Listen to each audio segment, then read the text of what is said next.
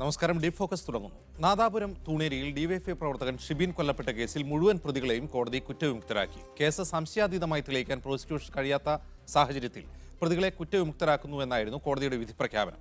എരഞ്ഞിപ്പാലത്തെ special additional sessions കോടതിയാണ് വിധി പറഞ്ഞത്. 2015 ജനുവരി 28-നാണ് വെള്ളൂരിൽ വെച്ച് ഡിവൈഎഫ്ഐ പ്രവർത്തകൻ ഷിബിൻ കൊല്ലപ്പെട്ടത്. വർഗീയവും രാഷ്ട്രീയവുമായ കാരണത്താൽ കൊലപ്പെടുത്തിയെന്നായിരുന്നു പ്രോസിക്യൂഷൻ വാദം. കേസ് സംശയാതീതമായി തെളിയിക്കുന്നതിൽ പ്രോസിക്യൂഷൻ പരാജയപ്പെട്ടെന്ന് കോടതി വിലയിരുത്തി. നീതി നിഷേധിക്കപ്പെട്ടെന്നായിരുന്നു ഷിബിന്റെ പിതാവ് ഭാസ്കരന്റെ പ്രതികരണം. നീതി എവിടെ ലഭിച്ചിരിക്കുന്നു? നീതിയുള്ള ഇരകളോടൊപ്പം അല്ല വരുന്നത്, വേട്ടക്കാരോടൊപ്പം നിന്ന ഒരു സ്ഥിതിയാണ് നമുക്ക് തോന്നുന്നത്. സംഭവത്തിൽ പരിക്കേറ്റവരുടെ ദൃക്സാക്ഷി മൊഴികൾ പോലും കോടതി അവിശ്വസിച്ചത് അത്ഭുതകരമാണെന്ന് CPM കോഴിക്കോട് ജില്ലാ സെക്രട്ടറി പി മോഹനൻ പറഞ്ഞു. മാരകമായി പരിക്കേറ്റിട്ടുള്ള 6 പേരുടെ മൊഴിയാണ് വിചാരണ കോടതി അവിശ്വസിച്ചിരിക്കുന്നത്. ഇതൊരു അസാധാരണമായ ഒരു നിയമപ്രശ്നമായിട്ടാണ് നിയമജ്ഞന്മാർ ചൂണ്ടിക്കാണിക്കുന്നത്. ഷിബിൻ വധക്കേസിന്റെ അന്വേഷണത്തിൽ രാഷ്ട്രീയ ഇടപെടൽ ഉണ്ടായിട്ടില്ലെന്നായിരുന്നു കോഴിക്കോട് DCC പ്രസിഡന്റ് KC അബുവിന്റെ പ്രതികരണം. CPMന്റെ നേതൃത്വം പറഞ്ഞ ആളെ തന്നെ സ്പെഷ്യൽ പ്രോസിക്യൂട്ടറായി പോലും ഗവൺമെന്റ് നിയോഗിച്ചിട്ടുണ്ട്. വിധി പ്രഖ്യാപനത്തിന്റെ ഭാഗമായി കോടതിയിൽ കനത്ത സുരക്ഷ ഒരുക്കിയിരുന്നു. മീഡിയ 1 കോഴിക്കോട്.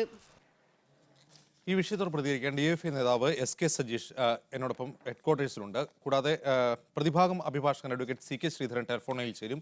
ഷിബിന്റെ പിതാവ് ഭാസ്കരൻ, അതുപോലെ മുസ്ലിം ലീഗ് നേതാവ് CK സുബൈറും ഈ ചർച്ചയിൽ പിന്നീട് ചേരും. ആദ്യം SK സജീഷിലേക്ക്. സജീഷ്, ഈ കേസിൽ സാക്ഷിമൊഴികൾ വിശ്വസിക്കാൻ കോടതി തയ്യാറായിട്ടില്ല എന്നാണ് വിധി പ്രഖ്യാപനത്തിലെ പരാമർശങ്ങളിൽ നിന്ന് വ്യക്തമാവുന്നത്. സാക്ഷികൾ ഈ സംഭവത്തിന് ദൃക്സാക്ഷികളായവർ നൽകിയ സാക്ഷിമൊഴികൾ തത്ത പറയുന്നത് പോലെയാണെന്ന് വിധി പ്രഖ്യാപനത്തിൽ സൂചിപ്പിച്ചിട്ടുണ്ട്.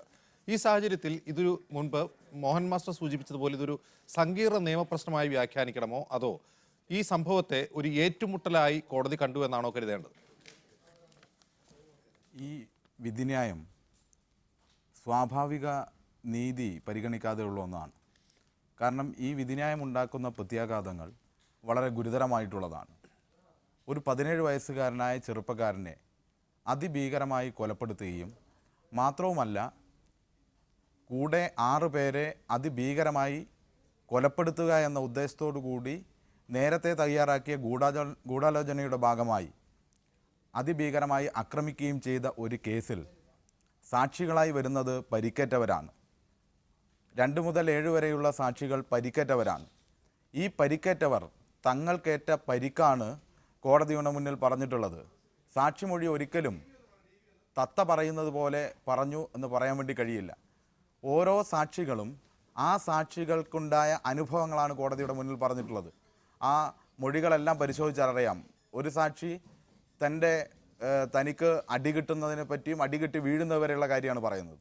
മറ്റൊരു സാക്ഷി അതിന് ശേഷമുള്ള കാര്യങ്ങളാണ് പറയുന്നത്. ഇത് തത്ത പറയുന്ന പോലെ എന്ന് ഒരു തരത്തിലും പറയാൻ വേണ്ടി കഴിയില്ല. മാത്രവുമല്ല, കോടതി ഈ വിധിന്യായത്തിൽ തന്നെ പറയുന്ന മറ്റൊരു കാര്യം പരസ്പര വിരുദ്ധമായ മൊഴിയുണ്ട് എന്നുള്ളതാണ്.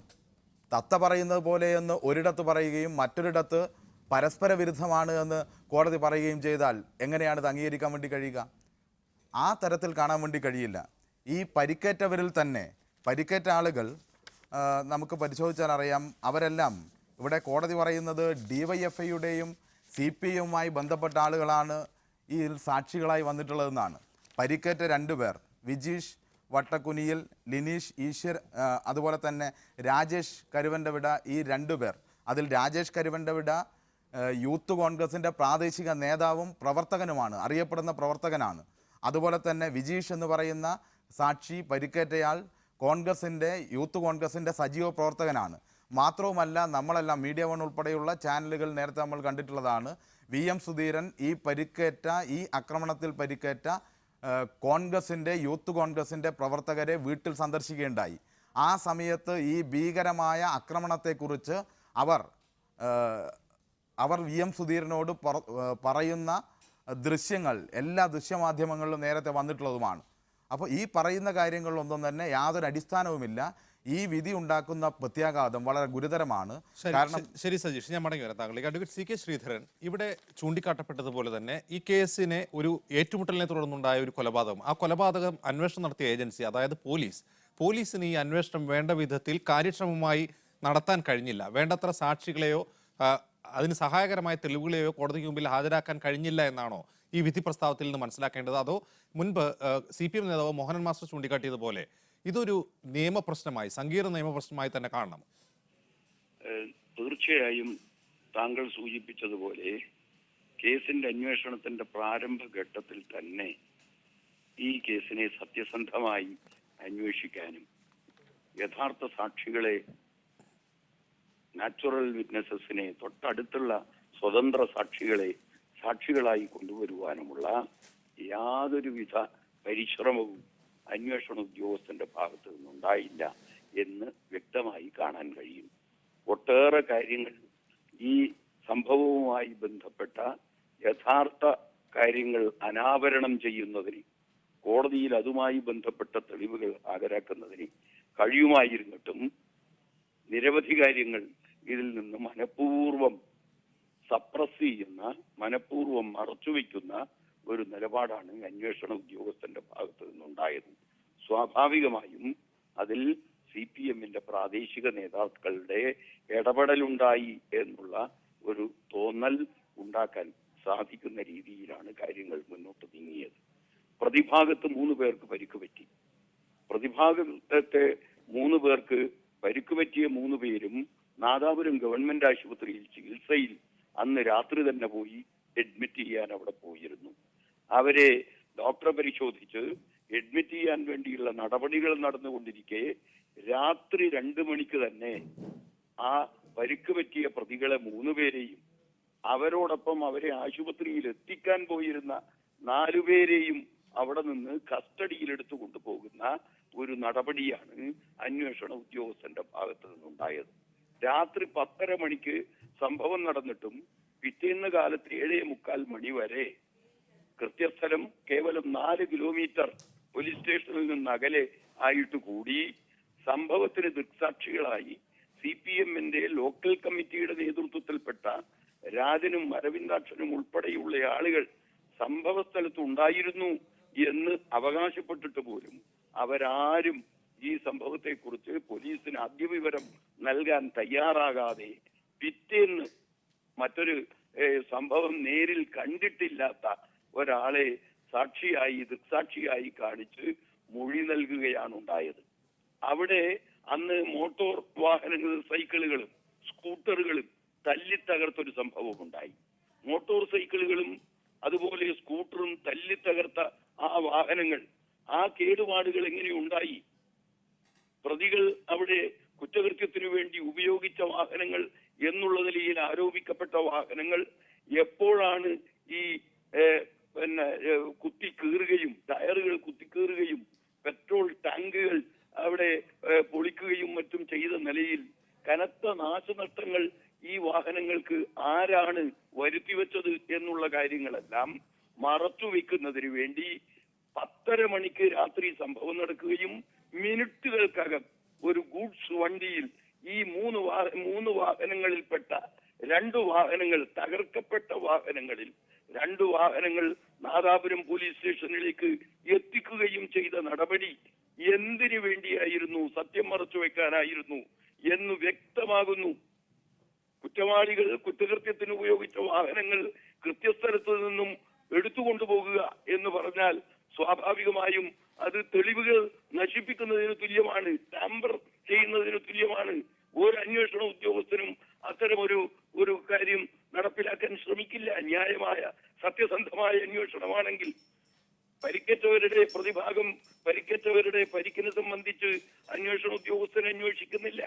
അവർ കുറ്റകൃത്യത്തിന് ഉപയോഗിച്ചു എന്ന് പറയുന്ന വാഹനം സംഭവ സ്ഥലത്ത് വന്നത് പ്രതികളെ സംബന്ധിച്ചിടത്തോളം സംഭവ സ്ഥലത്ത് തടഞ്ഞു വെച്ച് CPMകാർ ആക്രമിച്ചപ്പോൾ ഉണ്ടായിട്ടുള്ള ഒരു ബഹളത്തിൽ, ആ കുഴപ്പത്തിനിടയിലാണ് ഷിബിനും മറ്റും പരിക്കേറ്റത് എന്നാണ് പറഞ്ഞിട്ടുള്ളത്. സ്വാഭാവികമായും സത്യസന്ധമായി അന്വേഷണം നടത്തി യഥാർത്ഥ സംഭവത്തിന്റെ ചുരുളഴിക്കാൻ അന്വേഷണ ഉദ്യോഗസ്ഥൻ മെനക്കെടാതിരിക്കുകയും രാഷ്ട്രീയ പക്ഷപാതിത്വം വെച്ച് CPM ശരി സി കെ ശ്രീധരൻ, ഞാൻ മടങ്ങി വരാം താങ്കളിലേക്ക്. ഇപ്പോൾ ഷിബിന്റെ അച്ഛൻ ഭാസ്കരനുണ്ട് കോഴിക്കോട് ബ്യൂറോയിൽ. ശ്രീ ഭാസ്കരൻ, വളരെ ദാരുണമായ ഒരു സംഭവത്തിൽ യഥാർത്ഥത്തിൽ കോടതിക്ക് മുമ്പിൽ ഈ കേസ് വരുമ്പോൾ കോടതി ഇത്തരം ചോദ്യങ്ങൾ ഉന്നയിക്കാനുള്ള ഒരു കാരണം, അതായത് ഈ അന്വേഷണത്തിലെ ക്രമക്കേടുകൾ, അപാകതകൾ ഉന്നയിക്കാനുള്ള ഒരു കാരണം ഈ അന്വേഷണ ഉദ്യോഗസ്ഥന്റെ അല്ലെങ്കിൽ അന്വേഷണ ഏജൻസിയുടെ പിടിപ്പുകേട് കൊണ്ട് മാത്രമല്ലേ? ഈ സാക്ഷികളെ കോടതി അവിശ്വസിക്കാനുള്ള കാരണവും അതുമാത്രമല്ലേ?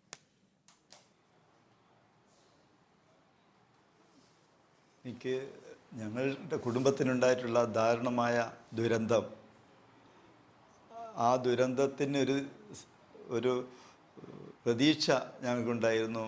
ഒരു ന്യായമായ ഒരു വിധി കിട്ടുമെന്നുള്ളൊരു പ്രതീക്ഷ ഉണ്ടായിരുന്നു. പക്ഷേ അത്തരത്തിലൊരു പ്രതീക്ഷയുണ്ടായിട്ടില്ല. ഇവിടെ ഇരകളോടൊപ്പം നിൽക്കേണ്ട ബഹുമാനപ്പെട്ട കോടതി വേട്ടക്കാരോടൊപ്പം നിൽക്കുന്ന ഒരു ദുരന്തമായ കാഴ്ചയാണ് ഇന്നുണ്ടായിട്ടുള്ളത്. ഞങ്ങളാരും പ്രതീക്ഷിച്ചതല്ല. ഒരു ന്യായമായ വിധി ഉണ്ടാവുമെന്ന് ഞങ്ങളും എൻ്റെ കുടുംബം മാത്രമല്ല എല്ലാ നാട്ടുകാരും സുഹൃത്തുക്കളും എല്ലാവരും പ്രതീക്ഷിച്ചതാണ്. പക്ഷേ സംഭവിച്ചത് ഒരിക്കലും സംഭവിക്കാൻ പാടില്ലാത്ത ബാലിശമായ അല്ലെങ്കിൽ ശരിയായ, എനിക്ക് ഈ സംബന്ധിച്ച് കോടതി നിയമപരമായിട്ടുള്ള എല്ലാ കാര്യങ്ങളും അറിയില്ലെങ്കിൽ പോലും ഒരു കാര്യം ഞാൻ മനസ്സിലാക്കുന്നത്, ഒരു തെറ്റായ കീഴ്വഴക്കമാണ് ഇവിടെ ഉണ്ടായിട്ടുള്ളത്. പിറ്റേന്ന് കാലത്ത് 7:45 കംപ്ലൈൻറ്റ് കൊടുത്തു എന്ന് പറയുന്നത്. നിങ്ങൾ മനസ്സിലാക്കേണ്ട ഒരു കാര്യം, 7 ചെറുപ്പക്കാരെ 19 വയസ്സ് മുതൽ 25 വയസ്സ് വരെയുള്ള 7 ചെറുപ്പക്കാരെ, വ്യത്യസ്ത രാഷ്ട്രീയ പാർട്ടിയിലും ഒന്നിലും പെടാത്തവരെ ആയിട്ടുള്ളവരെ നടുറോട്ടിൽ വെട്ടിവീഴ്ത്തുകയും ചോരക്കളമാവുകയും ചെയ്ത ആ പ്രദേശത്തുള്ള ജനങ്ങൾ എന്താണ് ആദ്യം പോലീസ് സ്റ്റേഷനിലാണ് പോകേണ്ടത്? അത് പോലീസ് സ്റ്റേഷനിൽ വൈകിപ്പോയി എന്ന ഒറ്റ കാരണം മതിയോ ഇവരെ വെറുതെ വിടാൻ? പോലീസ് സ്റ്റേഷനിലേക്ക് പോകുന്നതിന് പകരം ആ നാട്ടിലെ മുഴുവൻ ചെറുപ്പക്കാരും സാധാരണ ജനങ്ങളും നേരെ അവരുടെ ജീവൻ രക്ഷിക്കാൻ ഹോസ്പിറ്റലിലാണ് പോയത്. ഹോസ്പിറ്റലിന് പോകുന്നതിന് മുമ്പ് പോലീസ് സ്റ്റേഷനിൽ പോകണമെന്നാണോ കോടതി അഡ്വക്കേറ്റ് ശ്രീധരനും പറയുന്നത്? അദ്ദേഹത്തിൻ്റെ പാർട്ടിയിലെ 2 സുഹൃത്തുക്കൾ, 2 കോൺഗ്രസ് പ്രവർത്തകർ എത്ര കൃത്യമായിട്ടാണ് കോടതിയിൽ മൊഴി കൊടുത്തിട്ടുള്ളത്? I witness ആയിട്ടുള്ളവർ. ഷിബിൻ്റെ കൂടെ തലനാരിഴക്ക് മരണത്തിൽ നിന്ന് രക്ഷപ്പെട്ടു വന്നിട്ടുള്ള 6 സുഹൃത്തുക്കൾ കൊടുത്ത മരണമൊഴി അവിശ്വസിക്കുക ഏത് കോടതിക്കാണ് സാധിക്കുക? ഇവിടെ സത്യസന്ധമായിട്ടുള്ള അന്വേഷണം നടന്നിട്ടുണ്ട്. ശരിയായ രീതിയിലുള്ള കുറ്റപത്രം തയ്യാറാക്കിയിട്ടുണ്ട്. ഇവിടെ എന്താണ് സംഭവിച്ചതെന്ന് സാധിക്കുന്ന എല്ലാ നിയമപരമായിട്ടുള്ള എല്ലാ വശങ്ങളും, സാധ്യമായ എല്ലാ വശങ്ങളും ഗവൺമെൻറ്റും CPIM-ഉം തീർച്ചയായിട്ടും ഈ കാര്യത്തിൽ അന്വേഷണം നടത്തും എന്ന് തന്നെയാണ് എൻ്റെ വിശ്വാസം. അത് എന്നെ അവർ ഉത്തരവാദപ്പെട്ട നേതാക്കന്മാർ അറിയിച്ചിട്ടുണ്ട്. നിയമപരമായിട്ട് ചെയ്യാവുന്ന എല്ലാ നിയമങ്ങളും ഉപയോഗപ്പെടുത്തിക്കൊണ്ട് യഥാർത്ഥ പ്രതികളെ നിയമത്തിന് മുമ്പിൽ കൊണ്ടുവരാൻ സാധിക്കുമെന്ന് തന്നെയാണ് എൻ്റെ പ്രതീക്ഷ. കാരണം ഈ മാറാട് കോടതിയിൽ ഉണ്ടായിട്ടുള്ള വിധി ഒരിക്കലും ശാശ്വതമായ വിധിയായിരിക്കില്ല. അത് ശരിയായ രേഖയുടെയും തെളിവിൻ്റെയും സാക്ഷികളുടെയും മൊഴിയുടെ അടിസ്ഥാനത്തിൽ പ്രതികളെ നിയമത്തിൻ്റെ മുമ്പിൽ ഹാജരാക്കാൻ മേൽക്കോടതികൾക്ക് സാധിക്കും. അതിന് പ്രതികൾ ഷിബിൻ്റെ കൂടെ പരിക്കേറ്റിട്ടുള്ള ഷിബിൻ്റെ സുഹൃത്തുക്കളും കുടുംബം എന്ന നിലയിൽ ഞങ്ങളും ഗവൺമെൻറ്റും ഏതാനും ദിവസത്തിനകം അപ്പീൽ പോകും. തീർച്ചയാണ്. ശരി ഭാസ്കർ, ഞാൻ മടങ്ങി വരാം അതിഥികളിലേക്ക്. വളരെ ചെറിയൊരു ഇടവേളയ്ക്ക് ശേഷം ഡിഫോക്കസിലേക്ക് തിരിച്ചു വരാം. ഇപ്പോൾ CK സുബൈർ, യൂത്ത് ലീഗ് നേതാവ്, ഇപ്പോൾ ടെലിഫോൺ ലൈനിലുണ്ട്. ശ്രീ CK സുബൈർ, ഷിബിൻ വധക്കേസിലെ പ്രതികളെ മുഴുവൻ വിട്ടയച്ചുകൊണ്ടുള്ള പ്രത്യേക കോടതി വിധി എന്നാണ് ഉണ്ടായിട്ടുള്ളത്. മുൻപ് ഇതേ വിഷയം തന്നെ മീഡിയ വണ്ണിൽ ഒരിക്കൽ ചർച്ചയിൽ താങ്കൾ പങ്കെടുത്തതാണ്. ഇത്തരം ദൗർഭാഗ്യകരമായ സംഭവങ്ങൾ കക്ഷി രാഷ്ട്രീയത്തിന് അതീതമായി കാണണമെന്നും നിയമത്തിൻ്റെ വഴിയെ തന്നെ പോകണമെന്നുമാണ് അന്ന് താങ്കൾ പ്രതികരിച്ചത്. ഇപ്പോൾ ഇവിടെ ഈ പ്രതികളെ വിട്ടയച്ച നടപടിയിൽ കോടതി നിരവധി ചോദ്യങ്ങൾ ഉയർത്തുന്നുണ്ട്. ആ ചോദ്യങ്ങൾ സാധുവാണെന്ന് കരുതുന്നുണ്ടോ? അന്വേഷണത്തിൽ പാകപ്പിഴവ് കൊണ്ടാണോ പ്രതികളെ വിട്ടയക്കാൻ കാരണമായെന്നാണോ താങ്കൾ കരുതുന്നത്? ഈ വിഷയത്തിൽ മുസ്ലിം ലീഗിനെ സംബന്ധിച്ചിടത്തോളം വളരെ വ്യക്തമായ നിലപാടാണ്.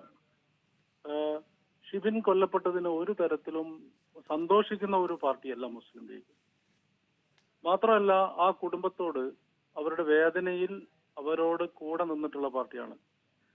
പക്ഷേ അതുപോലെ തന്നെ പ്രധാനമാണ്, ഷിബിന്റെ കുടുംബത്തിനുണ്ടാകുന്നത് പോലെ തന്നെ പ്രധാനമാണ്, നിരപരാധികളായ ആളുകൾ ശിക്ഷിക്കപ്പെട്ടിട്ടുണ്ടെങ്കിൽ അവരുടെ കുടുംബത്തിനും ഉണ്ടാകാവുന്ന വളരെ പ്രയാസകരമായ സാഹചര്യം, സമൂഹത്തിൽ കുറ്റവാളികളും കൊലയാളികളുമാകുന്ന സാഹചര്യം.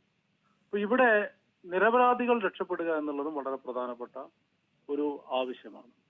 ഇവിടെ നമുക്ക് അറിയാവുന്ന കാര്യം ഞങ്ങൾ ആദ്യം തന്നെ ഉന്നയിച്ചിട്ടുള്ളതാണ്. പോലീസ് ഈ വിഷയത്തിൽ നീതിപൂർവമായ സമീപനം സ്വീകരിക്കാത്തതാണ് ഇത്രയും ഭീകരമായ ഒരു അവസ്ഥയിലേക്ക് നാദാപുരത്തെ ഈ വെള്ളൂർ സംഭവം എത്തിപ്പെട്ടിട്ടുള്ളത്.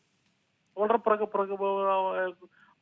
ആ സമയത്ത് പിന്നെ വളരെ പബ്ലിക്കായിട്ട് ഏറ്റവും കൂടുതൽ വിചാരണ ചെയ്യപ്പെട്ടുള്ളത് പോലീസാണ്. പോലീസ് ഇക്കാര്യത്തിൽ വലിയ വീഴ്ച വരുത്തിയിട്ടുണ്ട്. ഒന്ന്, ഇതൊരു ഗൂഢാലോചനയാണ് എന്ന് പറയുന്നത് തന്നെ വലിയ ക്രമക്കേടാണ്. കാരണം ഗൂഢാലോചന എന്ന് പറയുകയാണെങ്കിൽ തീർച്ചയായും നേരത്തെ തന്നെ ആസൂത്രണം ചെയ്ത് നടത്തുന്ന കൊലപാതകമാണ്.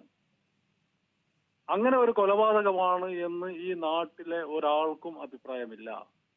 ഈ പറയുന്ന വളരെ പോലീസ് ഉദ്യോഗസ്ഥന്മാർക്കും ബന്ധപ്പെട്ട ആളുകൾക്ക് അല്ലാതെ നാട്ടിലൊരാൾക്കും ഇതൊരു ഗൂഢാലോചന നടത്തിയുള്ള കൊലപാതകമാണ് എന്ന അഭിപ്രായമില്ല. അവിടെ നടന്നിട്ടുള്ള ഒരു ഇൻസിഡന്റിൽ സാന്ദർഭികമായിട്ട് അല്ലെങ്കിൽ ആ സമയത്ത് ഉണ്ടായ അറ്റാക്കിലാണ് കൊല്ലപ്പെട്ടിട്ടുള്ളത്. ഇവിടെ പോലീസിനെ ഇൻഫോം ചെയ്ത ആളുകൾ, ഇവിടെ വന്നിട്ട് നാടിനെ രക്ഷപ്പെടുത്തണമെന്ന് പറഞ്ഞ ആളുകൾ, അപകടം പറ്റിയ ആശുപത്രിയിലേക്ക് കൊണ്ടുപോയിട്ടുള്ള അപകടം പറ്റിയ ആളുകളെ ആശുപത്രിയിൽ കൊണ്ടുപോയിട്ടുള്ള യൂത്ത് ലീഗിന്റെ പഞ്ചായത്ത് ജനറൽ സെക്രട്ടറി അടക്കം ഇവിടെ കൊലപാതക പ്രതികളായിട്ടാണ് പോലീസ് കണ്ടെത്തിയിട്ടുള്ളത്. ഇത് ആരെ തൃപ്തിപ്പെടുത്താനായിരുന്നു ഇങ്ങനെ ഒരു നീണ്ട ലിസ്റ്റ് ഈ കൊലപാതക? ഒരു വ്യക്തതയ്ക്ക് വേണ്ടി ചോദിക്കുകയാണ്, ഇപ്പോൾ പോലീസ് പ്രതി ചേർത്തിരുന്ന ഈ ആളുകൾ, ഈ പ്രതികളിൽ നിരപരാധികളുണ്ട് എന്ന് മുസ്ലിം ലീഗ് ഉറച്ചു വിശ്വസിക്കുന്നു. തീർച്ചയായിട്ടും നിരപരാധികളുണ്ടെന്ന് മുസ്ലിം ലീഗ് മാത്രമല്ല, നിരപരാധികളുണ്ട് എന്നുള്ളത് യാഥാർത്ഥ്യമാണ്. ശരി സുബൈർ, ഞാൻ താങ്കളിലേക്ക് മടങ്ങിയെത്താം. ശ്രീ എസ് കെ സജീഷ്, ഇവിടെ ഇതിലെ പ്രധാന പ്രതി തെയ്യമ്പാട്ടി ഇസ്മായിൽ ഉൾപ്പെടെയുള്ള പ്രതിപട്ടികയിൽ നിരപരാധികളുണ്ട് എന്നാണ് മുസ്ലിം ലീഗ് വിശ്വസിക്കുന്നത്. അവരിൽ പലരും നിരപരാധികളാണ് എന്ന് സി കെ സുബൈറോട് പറഞ്ഞു വയ്ക്കുന്നു. ഇതിൽ എത്രമാത്രം ഈ വാദത്തിൽ വിശ്വാസ്യതയുണ്ട്? ഒന്ന്. രണ്ടാമത്, ഇതിൽ ഗൂഢാലോചനയുണ്ട്, ഈ സംഭവത്തിൽ ഗൂഢാലോചനയുണ്ട് എന്ന പോലീസിന്റെ വാദത്തിന് തെളിവ് നിരത്താൻ കോടതിയിൽ അവർക്ക് സാധിച്ചിട്ടുണ്ടോ? കാരണം ഇത് വളരെ പെട്ടെന്ന് സ്പോണ്ടേനിയസ് ആയിട്ടുണ്ടായ ഒരു സംഭവത്തെ തുടർന്നുണ്ടായ അക്രമവും അതേ തുടർന്നുണ്ടായ ദൗർഭാഗ്യകരമായ ഒരു സംഭവമായിട്ടല്ലേ കാണാനാവുക? ഇതിനകത്ത് സ്പോണ്ടേനിയസ് ആയിട്ടുണ്ടായ ഒരു സംഭവമായി ഇതിനെ കാണാൻ വേണ്ടി കഴിയില്ല. മാരകമായ ആയുധങ്ങൾ ഉപയോഗിച്ചാണ് ആക്രമണം നടത്തിയിട്ടുള്ളത്. തെയ്യമ്പാടി ഇസ്മായിൽ ഉൾപ്പെടെയുള്ള ഭീകരരായ കുറ്റവാളികൾ അവർ സൂക്ഷിച്ചു വച്ച കൈമഴ ഉൾപ്പെടെയുള്ള ആയുധം കൊണ്ടാണ് ഷിബിൻ ഉൾപ്പെടെയുള്ള ആളുകൾക്ക് പരിക്ക് പറ്റുന്ന സാഹചര്യം ഉണ്ടായത്. ഷിബിനേറ്റ വെട്ട് ശരീരത്തിൻ്റെ അപ്പുറത്തേക്കെത്തുന്ന രീതിയിൽ ഭീകരമായിരുന്നു. അത്രയും പറ്റിയ ആയുധങ്ങൾ കൈവശം വെച്ച് ആണ് ഈ ആക്രമണം നടത്തിയിട്ടുള്ളത്. ഇവിടെ ഇപ്പോൾ ഈ ചർച്ചയിൽ വന്നുകൊണ്ട് മുസ്ലിം ലീഗിൻ്റെയും മറ്റും സുഹൃത്തുക്കൾ നടത്തുന്ന അഭിപ്രായ പ്രകടനങ്ങൾ പോലീസിൻ്റെ അന്വേഷണത്തെക്കുറിച്ചാണ്. ആരുടെ കാലത്താണ് ഈ സംഭവം ഉണ്ടായിട്ടുള്ളത്? പോലീസിൻ്റെ അന്വേഷണത്തെ നിയന്ത്രിച്ചത് CPIM-നും DYFIക്കും വേണ്ടിയിട്ടാണോ? പ്രോസിക്യൂഷനെ ഉപയോഗിച്ചുകൊണ്ട് ഈ കേസ് തകർക്കാനുള്ള സകല ശ്രമവും നടത്തിയിട്ടുണ്ട്. ഈ കേസ് നടത്തിപ്പോകാൻ ആവശ്യമായ എല്ലാ പണവും സാഹചര്യവും എല്ലാം ഒരുക്കി കൊടുത്തത് കേരളത്തിലെ UDF ഗവൺമെൻറ്റാണ്. ആ നിലയിലുള്ള എല്ലാ സാഹചര്യവും ഒരുക്കി കൊടുത്തിട്ട് ഇവിടെ മറ്റു കാര്യങ്ങൾ വന്ന് പറയുന്നത് അത്ഭുതപ്പെടുത്തുകയാണ്. ഒരു കാര്യം സൂചിപ്പിക്കാനുള്ളത്, ഇത് അവസാനത്തെ വിധിയായിട്ടൊന്നും ആരും കരുതേണ്ട കാര്യമില്ല. ഇത് അവസാനത്തെ വിധിയല്ല. ഈ കോടതിയിൽ നിന്ന് പലപ്പോഴും ഉണ്ടായ പല വിധികളുമുണ്ട്. ഇവിടെ നാം പരിശോധിക്കേണ്ട ഒരേ ഒരു കാര്യം, ഒരു 17 വയസ്സുള്ള ചെറുപ്പക്കാരൻ കൊല ചെയ്യപ്പെടുന്നു. യാഥാർത്ഥ്യമല്ലേ? ആ ചെറുപ്പക്കാരൻ കൊല ചെയ്യപ്പെടുന്നതോടൊപ്പം തന്നെ 6 പേർക്ക് അതിഭീകരമായ പരിക്ക് പറ്റുന്നു. യാഥാർത്ഥ്യമല്ലേ? സുപ്രീം കോടതി വിധിയുണ്ട്. സുപ്രീം കോടതി വിധി സാക്ഷിയുടെ ഏറ്റവും കൃത്യമായ സാക്ഷി, ഒരു സ്റ്റാർ വിറ്റ്നസ് ഉണ്ടെങ്കിൽ അതിനെയാണ് പരിഗണിക്കേണ്ടതെന്നാണ്. അത്തരത്തിലുള്ള പരിക്കേറ്റ 6 സാക്ഷികൾ, ആ സാക്ഷികളുടെ മൊഴി പരിഗണിക്കാൻ വേണ്ടി തയ്യാറായോ? മാത്രവുമല്ല, ഷിബിനിൻ്റെ രക്തം ഇവരുടെ വസ്ത്രത്തിൽ ഉള്ളതായി ശാസ്ത്രീയമായി തെളിയിക്കപ്പെട്ടിട്ടുണ്ട്. ഈ കാര്യങ്ങൾ മുഴുവൻ പരിശോധിച്ചിട്ടും അതിനൊന്നും നിലപാട് സ്വീകരിച്ചിട്ടില്ല എന്നത് അത്ഭുതപ്പെടുന്ന കാര്യമാണ്.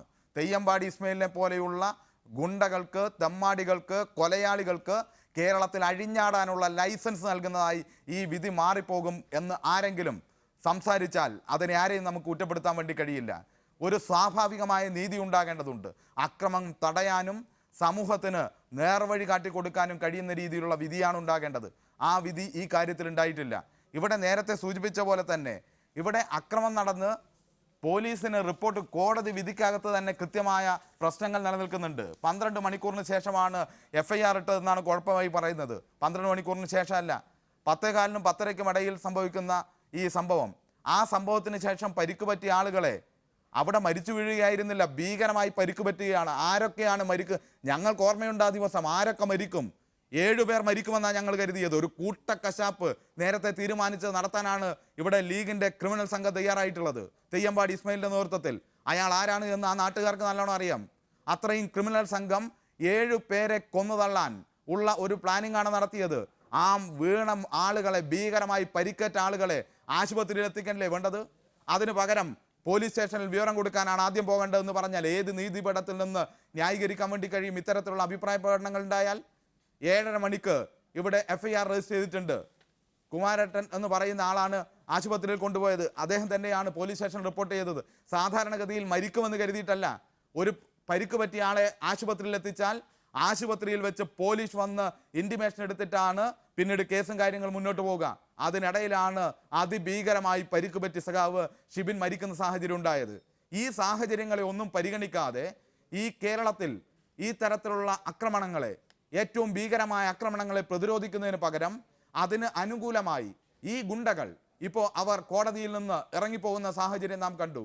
ഈ ഗുണ്ടകൾക്ക് വീണ്ടും വിളയാട്ടം നടത്താനുള്ള ലൈസൻസ് നൽകുന്നതായി പോകുന്നു വിധിയെങ്കിൽ ആ തരത്തിലൊരു പരിശോധന, മാനുഷികമായ പരിശോധന, തികച്ചും നേച്ചുറലായ ഒരു പരിശോധന ഈ വിധിയുടെ കാര്യത്തിൽ ഉണ്ടാകേണ്ടതുണ്ട്. അത് സമീപ ദിവസങ്ങൾ തന്നെ ഏറ്റവും ശക്തമായ ചർച്ചയ്ക്ക് ഈ വിധി വിധേയമാക്കുമെന്നുള്ള കാര്യത്തിൽ യാതൊരു തർക്കവും ശരി സജീഷ്, ഞാൻ മടങ്ങിയെത്താം. ശ്രീ ഭാസ്കരൻ, ഇക്കാര്യത്തിൽ വളരെ പെട്ടെന്ന് പൊടുന്നനെ ഉണ്ടായ ഒരു സംഭവവികാസത്തിന് തുടർന്നുണ്ടായ ഒരു ആക്രമണമാണോ ഈ ദൗർഭാഗ്യകരമായ കൊലയിലേക്ക് നയിച്ചത്? അതാണോ ഇത് കൃത്യമായൊരു ഗൂഢാലോചന? ആ ഗൂഢാലോചന കുറെ കൂടി ഗൗരവമുള്ളതാണ്. കാരണം ഷിബിന്റെ വധത്തിന് ശേഷം നാദാപുരത്തും സമീപ പ്രദേശങ്ങളിലും ഉണ്ടായ മറ്റ് സംഭവങ്ങൾ കൂടി പരിഗണിക്കുമ്പോൾ അത്തരമൊരു ഗൂഢാലോചന ഉണ്ടെങ്കിൽ അത് കൂടുതൽ ഗൗരവതരമാണ്. അത്തരമൊരു ഗൂഢാലോചന നടന്നിട്ടുണ്ട് എന്ന് വിശ്വസിക്കുന്നുണ്ടോ? ഇതിൽ ഗൂഢാലോചന ഉണ്ടായിട്ടുണ്ട്. ഇത് ഏതെങ്കിലും വീട്ടിൽ പോയി എടുക്കാൻ കിട്ടുന്ന സാധനമല്ല മഴു. മുൻകൂട്ടി തയ്യാറാക്കിയ ആയുധം, മഴുവടക്കമുള്ള ആയുധങ്ങൾ ഒളിപ്പിച്ച് വെച്ച പ്രതികൾ. ആ സമയത്ത് 2 പേരാണ് ഇവരെ വിളിച്ചത്. ഇസ്മായിലിനെയും കൂട്ടരെയും വിളിച്ചത് 2 പേരാണെന്ന് എനിക്ക് തോന്നുന്നത്, കൃത്യമായിട്ട് അറിയില്ല. അവർ വിളിച്ചതിന് ശേഷമാണ് ആ ആയുധമടക്കമുള്ള ആയുധങ്ങൾ മഴുവായി വന്ന് ഇവരെ മാറാടിന് സമാനമായ രീതിയിൽ, സമാനതകളില്ലാത്ത രീതിയിൽ 7 പേരെ വെട്ടിനിരത്തിയത്. അതിൽ എൻ്റെ മകൻ ഷിബിൻ്റെ ജീവൻ നഷ്ടപ്പെട്ടു, മറ്റുള്ളവരുടെ മാരകമായി പരിക്കേറ്റു, ICUവിൽ കിടന്നിട്ടുള്ളവരുടെ മരണമൊഴി അവിശ്വസിക്കാൻ ഏത് കോടതിക്ക് സാധിക്കും? ഇവിടെ സുബേർ പറയുന്നത് കേട്ട് ബഹുമാനപ്പെട്ട സുബേറിനോട് സഹതാപമുണ്ട്. അദ്ദേഹം ഇങ്ങനെ പറയാൻ പാടില്ലായിരുന്നു. കാരണം ഒരു കുടുംബത്തിൻ്റെ വേദന അറിയില്ല. കാരണം നീതി യഥാർത്ഥത്തിൽ ലഭിക്കേണ്ടത് ഇരകൾക്കാണ്. ഇവിടെ ശരി ഭാസ്കരൻ, ഞാൻ മടങ്ങി വരാം. അഡ്വക്കേറ്റ് CK ശ്രീധരൻ, ഇക്കാര്യത്തിൽ ഗൂഢാലോചന ഉണ്ട് എന്ന് ഇവർ വാദിക്കുമ്പോൾ ആ ഗൂഢാലോചന, ഇത്തരം ആയുധങ്ങൾ വളരെ പെട്ടെന്ന് സംഘടിപ്പിക്കാവുന്നവയല്ലോ. മാത്രമല്ല, തേമ്പാടി ഇസ്മായിലിനെ പോലുള്ളവർ മുൻപ് ഗുണ്ടാ ലിസ്റ്റിൽ, ഗുണ്ടാ ആക്ട് പ്രകാരം അറസ്റ്റ് ചെയ്ത് ജയിലിലടക്കപ്പെട്ടിട്ടുള്ളവരാണ്. ആ സാഹചര്യത്തിൽ ഇത്തരത്തിലൊരു ഗൂഢാലോചനയ്ക്കും ഇത്തരത്തിലൊരു കുഴപ്പമുണ്ടാക്കാനുള്ള ശ്രമങ്ങൾക്കും സാധ്യതയില്ലേ? ഈ കേസിനെ സംബന്ധിച്ചിടത്തോളം കേസിന്റെ അന്വേഷണം പൂർത്തിയാക്കി കോടതിയിൽ സമർപ്പിച്ച കുറ്റപത്രത്തിലോ കോടതി ഫ്രെയിം ചെയ്ത ആരോപണത്തിലോ ഒന്നും, കുറ്റപത്രത്തിലോ ഗൂഢാലോചന സംബന്ധിച്ച യാതൊരുവിധ വകുപ്പും ഈ കാര്യത്തിലില്ല. ഈ കേസിൽ 120B IPC വകുപ്പ് പ്രകാരമുള്ള ഒരു കുറ്റകൃത്യം പ്രതികൾ നടത്തിയതായി പ്രോസിക്യൂഷന് അങ്ങനൊരു കേസില്ല. ഈ ഗൂഢാലോചനയെ സംബന്ധിച്ച് തെളിവിന്റെ ഘട്ടത്തിൽ പോലും അങ്ങനെ യാതൊന്നും തന്നെ സാക്ഷികളോ അല്ലെങ്കിൽ അന്വേഷണ ഉദ്യോഗസ്ഥനോ കോടതിയിൽ നൽകിയിട്ടുള്ള മൊഴിയിലും പറഞ്ഞിട്ടില്ല. ആ നിലയിൽ ഇതിന് ഗൂഢാലോചനയുടെ ഭാഗമായിട്ടാണ് ഈ കുറ്റകൃത്യം നടന്നത്. ശരി അഡ്വക്കേറ്റ്, ഞാൻ മടങ്ങി വരാം. ശ്രീ സുബൈർ, മുൻപ് ഈ ചർച്ചയിൽ തന്നെ പറഞ്ഞിട്ടുണ്ട്, പലവട്ടം ചൂണ്ടിക്കാട്ടിയിട്ടുണ്ട്, ഈ തേമ്പാട്ടി ഇസ്മായിലിനെ അറസ്റ്റ് ചെയ്ത, ഗുണ്ടാക്ട് പ്രകാരം അറസ്റ്റ് ചെയ്യുമ്പോൾ അതിന്റെ മോചനത്തിന് വേണ്ടി പോലീസ് സ്റ്റേഷൻ മാർച്ച് നടത്തിയവരാണ് ആ പ്രദേശത്തെ യൂത്ത് ലീഗുകാരെന്ന്. ആ സാഹചര്യത്തിൽ ഇതിൽ കൃത്യമായി നിങ്ങൾ പറയുന്നതിലും ഒരു രാഷ്ട്രീയ പക്ഷപാതിത്വമുണ്ട്. ഈ പ്രതിപട്ടികയിലുള്ളവർ മുഴുവൻ നിരപരാധികളാണ് എന്ന് വാദിക്കുന്നതിലൂടെ, ഇതിന് പിന്നിൽ ഒരു ഗൂഢാലോചനയുമില്ല, വളരെ സ്പോണ്ടേനിയസ് ആയി ഉണ്ടായ ഒരു സംഭവമാണെന്ന് വാദിക്കുന്നതിലൂടെ നിങ്ങൾ ആരെയാണ് രക്ഷപ്പെടുത്താൻ ശ്രമിക്കുന്നത്? അല്ല, നിങ്ങൾ ഈ ചോദ്യം ചോദിക്കുമ്പോൾ തന്നെ നിങ്ങളുടെ ഭാഗത്ത് നിന്ന് തന്നെ ചോദിക്കുന്നുണ്ട്. നിങ്ങൾ ബഹുമാനായ ഭാസ്കറിനോട് ചോദിച്ചു, ഒരു സ്പോണ്ടാനിയസ് ആയി ഉണ്ടായ സംഭവത്തിൽ ഗൂഢാലോചന ഉണ്ടോ എന്ന് സംശയിക്കുന്നുണ്ടോ? അത് എല്ലാ റിപ്പോർട്ടും ചെയ്താണ് സ്പോണ്ടാനിയസ് ആയിട്ട് ഉണ്ടായതാണ്.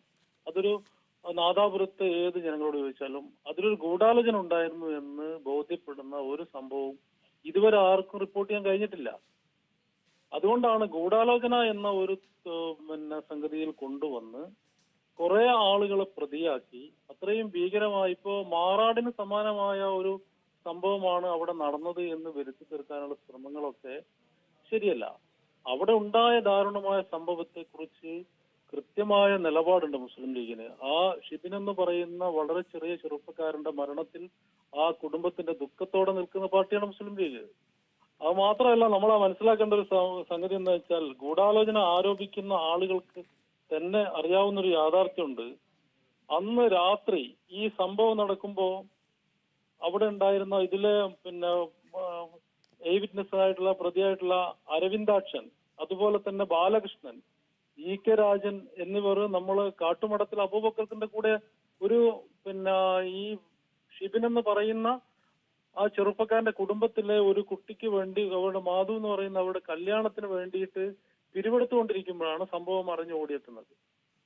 അങ്ങനെ ഒരു മുസ്ലിം ലീഗും മാർക്സിസ്റ്റ് പാർട്ടിയും തമ്മിൽ അവിടെ വലിയ പ്രശ്നമുള്ള ഒരു സ്ഥലമായിരുന്നെങ്കിൽ ആ സമയത്ത് ഇവരെല്ലാവരും ഒന്നിച്ച് കൂടി ഉത്തരം ലഭിക്കേണ്ടതുണ്ട്. ഏതായാലും അപ്പീലിന് പോകുമെന്ന് വാദിഭാഗം അറിയിച്ചിരിക്കെ ഇനി കൂടുതൽ വിശദാംശങ്ങൾ ആ കോടതിയുടെ ഇടപെടലിലൂടെയാണ് വ്യക്തമാവുക. വളരെ നന്ദി Bhaskaran, Sajeesh, CK Zubair, advocate CK Sreedharan ഈ ചർച്ചയിൽ പങ്കെടുത്തതിന് പ്രതികരിച്ചതിന്. ഡിഫോക്കസ് നാളെ മറ്റൊരു വിഷയമായി വീണ്ടും കാണാം. നമസ്കാരം.